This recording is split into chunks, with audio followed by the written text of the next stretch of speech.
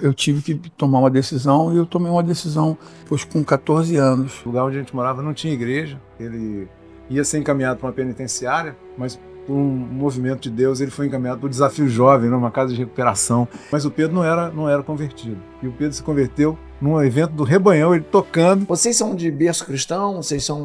Já vêm de berço evangélico? Eu me converti, quer dizer, minha mãe se converteu quando eu tinha 8 anos de idade. E aí eu segui minha mãe.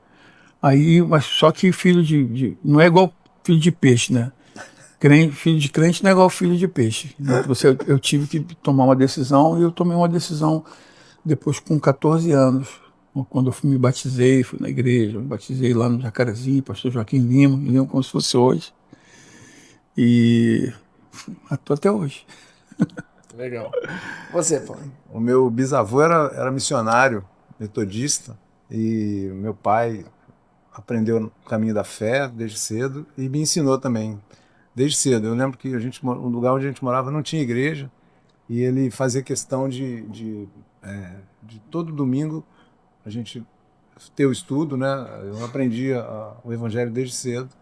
Quando a gente mudou para o Rio, a gente veio para a igreja presbiteriana. Então, assim, minha origem primeira é metodista, depois eu vivi a maior parte da minha juventude na igreja presbiteriana, e hoje eu sou batista por afinidade, né? Não sou muito ligado nas questões. Para mim, importante é Jesus. Amém. Né? E estar numa comunidade que acolhe a gente, né? Que interage com a gente.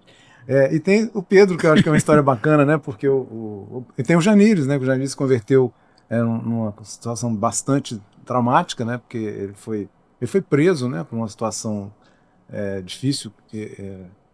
E aí ele foi, por misericórdia de Deus, ele ia ser encaminhado para uma penitenciária, mas por um movimento de Deus ele foi encaminhado para o Desafio Jovem, numa casa de recuperação.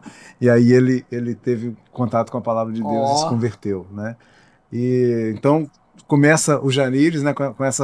Quando ele se converteu, ele realmente era um apaixonado por Jesus. Eu acho que o Janires teve uma vida como cristão muito curta, né? Mas muito intensa.